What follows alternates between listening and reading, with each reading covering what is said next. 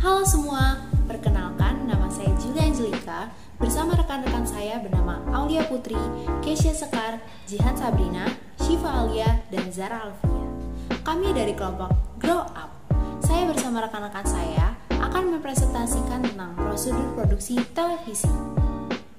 Pada pembuatan program televisi, seluruh profesi mulai dari produser, jurnalis, sutradara, editor, dan quality control harus mengikuti prosedur atau syarat yang biasa dilakukan untuk menghasilkan program yang berkualitas. Adapun panjangnya proses produksi berdasarkan tahapan perencanaan sampai siap tayang yang harus dilakukan dengan teamwork atau kerjasama tim yang solid. Pertama, bermula dari ide. Ide atau gagasan acara bisa dari mana saja, bisa dari programming atau dari departemen kreatif.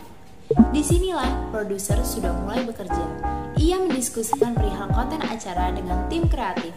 Karenanya, diskusi dengan produser akan intens dilakukan karena produser yang lebih tahu dan akan menyesuaikan dengan budgeting, equipment, serta sumber daya manusia atau kru yang dimiliki stasiun televisi tersebut. Kedua, perencanaan produksi. Ketika ide sudah dituangkan ke dalam rundown acara sudah tertulis detail, maka produser sudah bisa mengambil satu langkah krusial, yakni perencanaan produksi. Pada tahap ini, semua kru yang dibutuhkan untuk produksi sudah tersedia.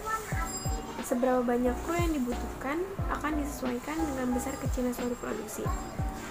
Dalam meeting praproduksi inilah, produser menjelaskan dengan cermat, sehingga kelak ketika produksi berjalan, tidak ada hal yang tidak dipahami oleh kru yang akan terlibat.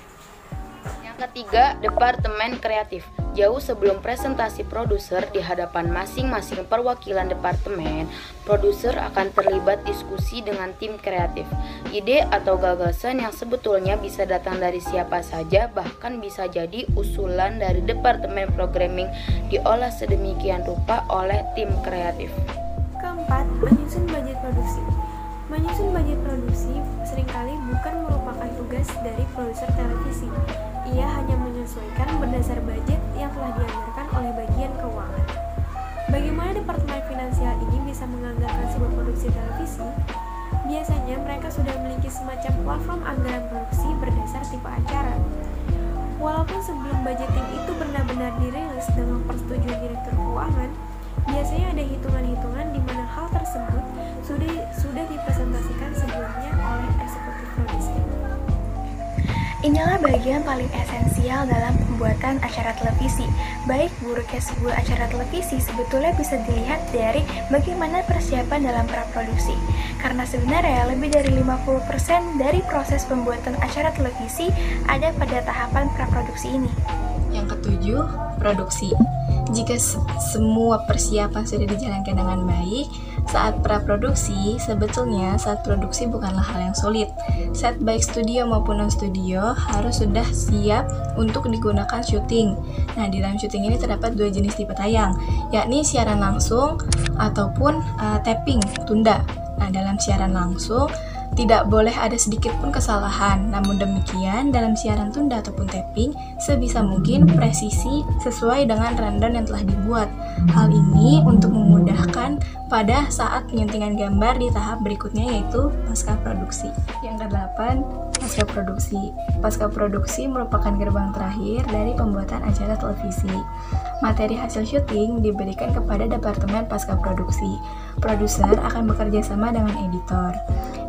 Menyenting gambar bukan sekadar menyambung dan memotong secara mekanis saja. Editor merupakan storyteller. Ia harus mampu bertutur dengan gambar. Editor juga bekerja sama dengan bagian audio atau audioman untuk memperhatikan unsur audio agar suara dan gambar yang dihasilkan mendapatkan hasil yang seimbang.